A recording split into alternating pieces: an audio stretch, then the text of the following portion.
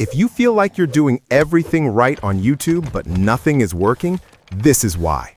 Most YouTube advice is not wrong. It's just applied in the wrong order. And when the order is wrong, effort does not compound. It evaporates. Here's the trap most creators fall into. They believe YouTube rewards effort. They believe if they work harder, upload more, edit better, optimize more aggressively, eventually something has to work. That belief feels logical. It's also false. YouTube does not reward effort. It rewards alignment. And alignment only happens when things are done in the correct sequence. Most creators start with what they can see. Editing, cameras, thumbnails, consistency. Those are visible. What they don't see is the invisible order beneath it all. So they build from the top down, and top-down systems collapse quietly. Let me explain something important. Most creators are not bad. In fact, many of them are improving.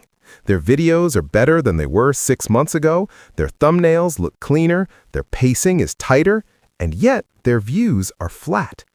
That's not a motivation problem. That's a sequencing problem. Here's the first belief you need to uninstall. YouTube does not evaluate videos the way creators think.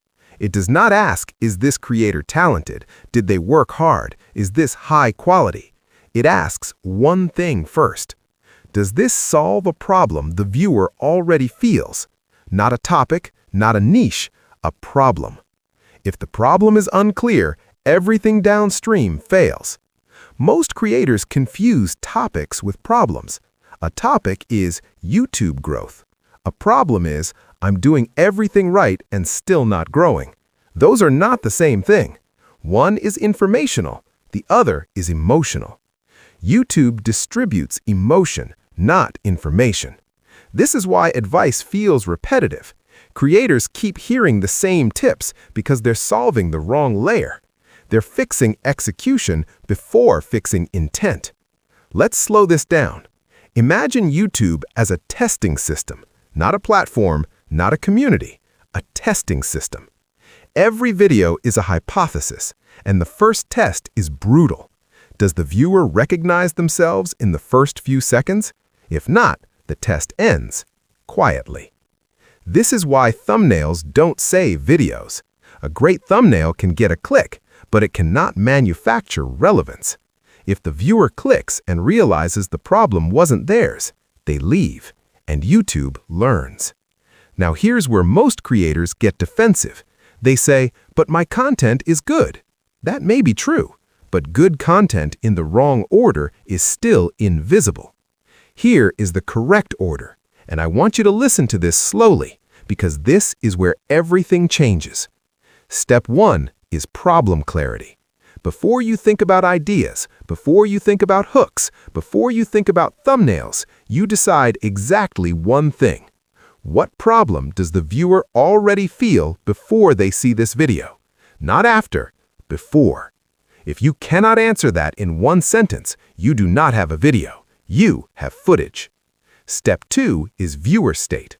This is where most creators lose, because they speak from where they are, not where the viewer is. They speak with excitement to an exhausted audience. They speak with optimism to a skeptical audience. They speak with certainty to an audience that has already been disappointed. That disconnect kills retention. Callaway principle here. People don't resist ideas. They resist states that don't match theirs. If your video feels emotionally misaligned, it feels fake, even if it's true. Step 3 is framing. This is where ideas become dangerous. The idea doesn't change, the angle does. Consistency matters is a fact. Consistency without feedback is just routine, is a reframe. Facts inform.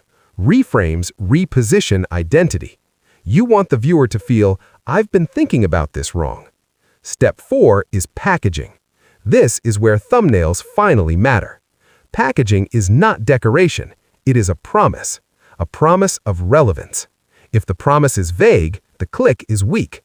If the promise is misaligned, retention collapses. Step 5 is delivery. Retention is not about speed. It's about inevitability. Each sentence must feel like it could not have been skipped, not because it's entertaining, because it's necessary. Step 6 is feedback. Analytics are not judgment, they are signals. Low click-through rate means the problem wasn't clear. Low retention means the framing didn't hold. That's not failure, that's information. Now here's the part most creators don't want to hear. Most channels stall forever because they never fix step 1.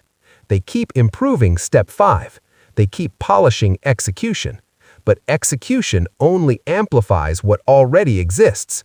If the foundation is wrong, better execution accelerates failure. This is why effort feels painful, because it's not stacking, it's resetting.